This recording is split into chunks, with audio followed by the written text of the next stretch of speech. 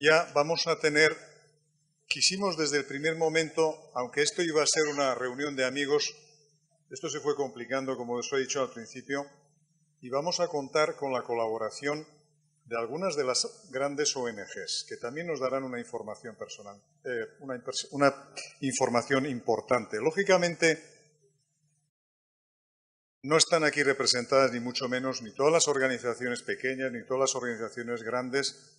Si de alguna manera tenemos estos representantes es porque hemos podido contactar con ellos y porque, bueno, pues era la primera reunión y nos gustaría que hubiera más y que fueran más representativas, pero eso pues lo iremos aprendiendo y ojalá que la próxima sea todavía mejor que esta. Y por supuesto que venga más gente y entonces ya, profesor Arias, igual tenemos que cambiarnos a otro sitio porque aquí ya no cabe nadie más.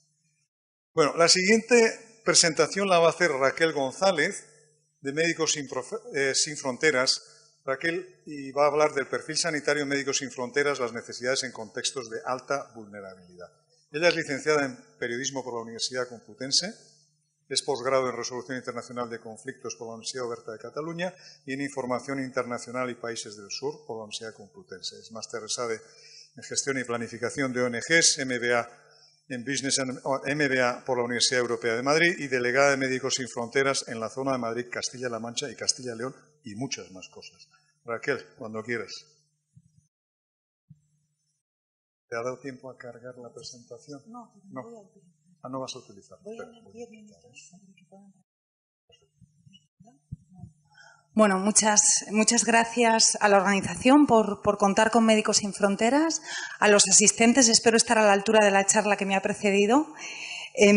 Yo cuando escuchaba al señor Stewart hablar de este médico tan interesante que nos ha presentado, me he quedado con una frase, y es una frase que decía, bueno, yo voy donde más me necesiten que vaya de alguna manera. Y de alguna manera, empiezo por ahí, eso resume básicamente lo que hacemos en Médicos Sin Fronteras, que es tratar de llegar a aquellas situaciones donde las poblaciones están en una situación de extrema vulnerabilidad y donde muchas veces no hay unos servicios básicos de salud que acompañen a estas poblaciones. Hablar de cuál es el perfil sanitario de Médicos Sin Fronteras en contextos de alta vulnerabilidad es hablar de contextos como pueda ser una enorme catástrofe natural, como pueda ser un terremoto en Haití, como el que ocurrió en 2010, que prácticamente Puerto Príncipe quedó absolutamente devastado, con miles de heridos, porque los muertos, si me permiten, muertos están, pero queda mucha gente herida, queda muchísima gente con necesidades médicas y con necesidades básicas, ¿no? De agua, cobijo y alimentación. Hablar de contextos de alta vulnerabilidad es hablar de países o de zonas de países que están en conflicto, donde más allá del trabajo médico hay un entorno y hay un contexto, bueno, pues donde hay bombas, donde hay balas, donde hay distintos grupos armados que utilizan a la población civil muchas veces como moneda de cambio, y ahí es donde tiene que trabajar el sanitario de Médicos Sin Fronteras. Hablar de contextos de alta vulnerabilidad es hablar también de contextos donde poblaciones o áreas enteras, como pueda ser Andalucía, no tienen prácticamente médicos, ya no hablamos de especialistas, no tienen prácticamente personal sanitario y tienen unas necesidades de salud absolutamente básicas que no están cubiertas, con unas tasas de mortalidad que muchas veces es la propia Organización Mundial de la Salud la que dice señores, estamos ante una emergencia médica desatendida. Yo no sé si alguno de ustedes alguna vez ha pensado o se ha planteado la posibilidad de salir a trabajar como profesional una vez que acaben la carrera y digan, bueno, yo me quiero ir, no sé, con cualquiera de las muchas ONGs que hay muchas y que hacen un trabajo en otros lugares, ¿no? Bueno, pues les voy a contar un poco cuál es ese perfil sanitario cuando una persona sale con Médicos Sin Fronteras. La práctica médica es la misma, estén ustedes donde estén. Lo que cambia mucho es el contexto y los recursos que tengan para hacer una buena, media o básica atención médica a la población que tienen que atender.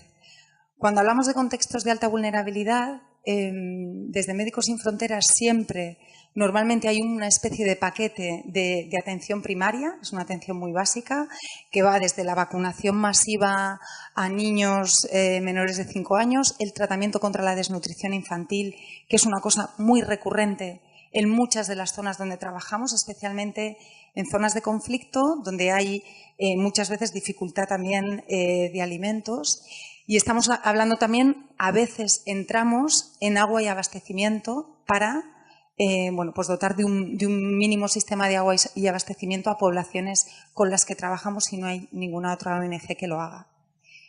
Cuando un médico o una médica, un enfermero, una enfermera, un anestesista, los perfiles sanitarios en Médicos Sin Fronteras son variados, sale a terreno, él llega a su primera misión, le cuentan, bueno, tú vas a ir, imagínense, normalmente una primera misión nunca iría a un contexto de alta vulnerabilidad. Esto también es verdad. No mandamos a una persona que sale por primera vez a un conflicto o a un terremoto de unas dimensiones monumentales, sino que la primera misión suele ser una misión en un contexto, entre comillas, estable. Lamentablemente, cada vez tenemos menos de estos contextos estables, que pueden ser, por ejemplo, proyectos de atención materno-infantil, en zonas donde no existe la atención materno-infantil. Pueden ser también proyectos más verticales sobre SIDA o sobre Kala-Azar o sobre alguna de las enfermedades infecciosas que trabajamos. Y entonces, una primera misión normalmente va a un contexto un poco más tranquilo. ¿Para qué? Pues para también tener experiencia e ir cogiendo experiencia y rodaje. Antes de salir, todo el mundo sale con un contrato de trabajo en Médicos Sin Fronteras porque es una opción que la organización ha elegido así, la profesionalización de la gente que sale. Y en parte también muchas veces por las zonas donde estamos y la complejidad de los contextos donde nos encontramos, pues la verdad que no es fácil trabajar con voluntarios que pueden estar un mes y vuelven, sino que bueno, los protocolos de seguridad muchas veces son sofisticados, son complicados y hay que llevarlos a rajatabla. En este sentido, cuando, bueno, como decía, una persona llega a primera misión y le dicen, bueno, pues vas a estar en un hospital materno-infantil o vas a estar proporcionando atención primaria en una zona rural del Kivu Norte o del Kivu Sur de República Democrática del Congo, por ejemplo, donde hay enormes masas de población muy alejadas físicamente unas de otras, con muy poca cobertura sanitaria. Y entonces llegas allí y como médico, como médica, tú dices, bueno, pues yo lo que voy a hacer es ver pacientes y curar pacientes. Bueno, pues sí, pero no. Y esto es lo que diferencia, tal vez, la práctica médica que puedan ustedes desarrollar en España. Hay una parte de atención médica directa a los beneficiarios que tratamos, pero luego hay una parte muy importante de gestión. Normalmente, los trabajadores que llamamos internacionales suelen ser un 15% del total del equipo de trabajadores con los que estamos en cualquiera de los proyectos. ¿Esto qué implica? Pues que ese 15% de trabajadores internacionales muchas veces son los responsables, cada uno en su área, el financiero en el área financiera, la persona de recursos humanos en el área de recursos humanos, el profesional sanitario en el área médica, de hacer cumplir, si estamos en un hospital donde el Ministerio de Salud, el hospital es del Ministerio de Salud, pero a lo mejor el personal o no le pagan o le pagan muy mal, con lo cual nosotros lo que tratamos de hacer es, bueno, vamos a ver, vamos a pagarles en primer lugar o vamos a darle alguna prima porque con el sueldo no les llega, pero el 85% del personal es nacional.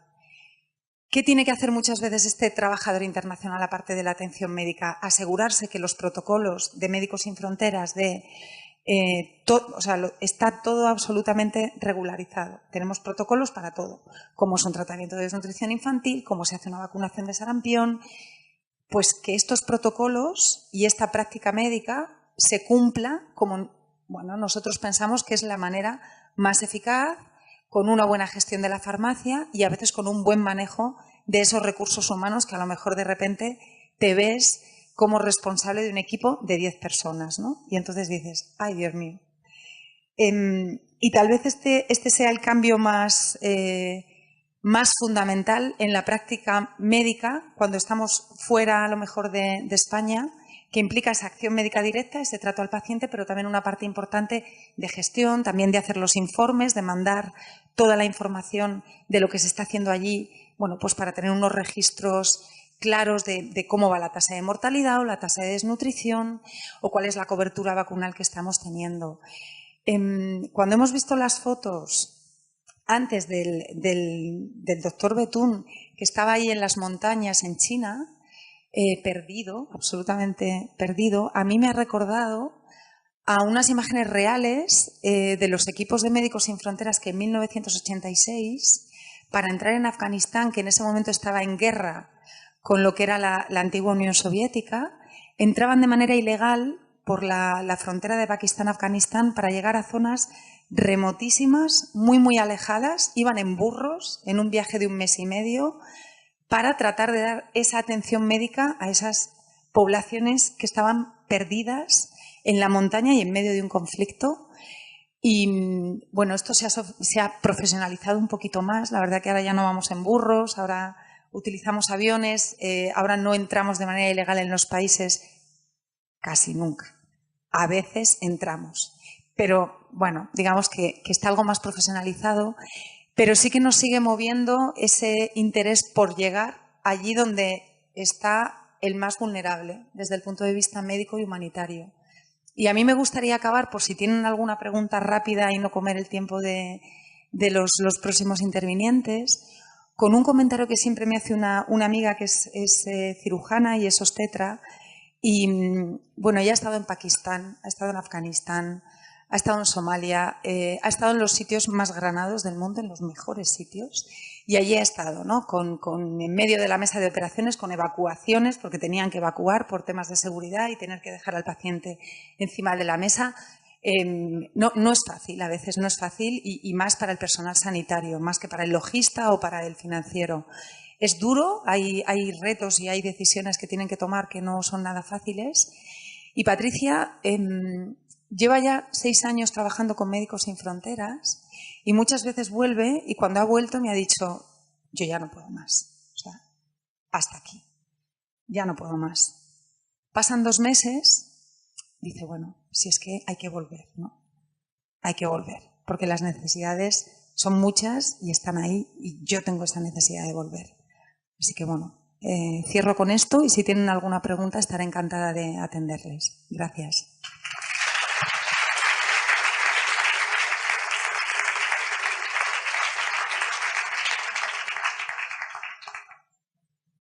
Una pregunta para Raquel. Médicos Sin Fronteras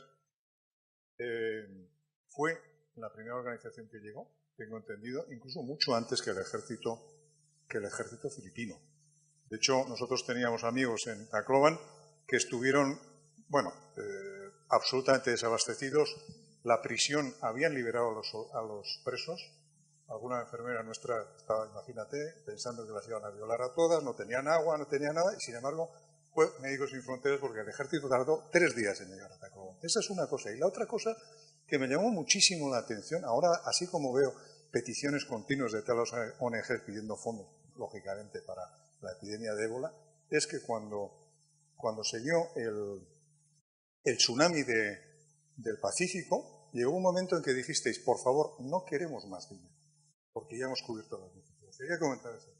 Bueno, en el Hospital de Guilián es verdad que bueno, estamos muy centrados en dar ese tratamiento o tener esa capacidad de respuesta muy rápida cuando hay una emergencia y tenemos el músculo logístico y financiero para llegar efectivamente casi en 24 o 48 horas. Entonces, es verdad que a Filipinas, a Guilián llegamos muy rápido, pero también es verdad que Filipinas, como había varias islas afectadas, hubo otras zonas un poco más alejadas que estaban efectivamente muy olvidadas un poco y era muy difícil llegar y había que llegar en barco, o sea que sí que el tifón en Filipinas el año pasado fue todo un reto logístico, Hicimos lo mejor que pudimos, pero fue un reto logístico. Y con el tsunami es verdad que nosotros siempre, cuando pedimos fondos, lo afectamos a una causa. O sea, si decimos que estamos pidiendo fondos para el tsunami, la ola de solidaridad que se generó en España fue impresionante. Recuerdo fue en 2004, si no recuerdo mal, 2004-2005. ¿Qué pasa? Que llegó un momento que recibimos tal volumen de donaciones que para nuestra capacidad como movimiento internacional operativa, logística, teníamos cubierto ya todo lo que íbamos a hacer en la zona afectada los próximos 2 años. Entonces, bueno, fue una decisión un poco políticamente incorrecta, ¿no? Porque sale una ONG diciendo no necesitamos más dinero, ¿no? Y nos dijeron, ¿estáis locos? No. Lo que hicimos fue decir, si quieren ustedes darnos dinero para otras crisis olvidadas que ahora mismo no son mediáticas, República Democrática del Congo, RCA, lo utilizaremos en esa bolsa que tenemos del Fondo de Emergencias, pero ya para el tsunami, para Indonesia, para nuestra capacidad logística, esto es lo que podemos hacer en 2 años. Y bueno, así lo hicimos y hasta ahora. Muchas gracias. ¿Alguna pregunta más? No.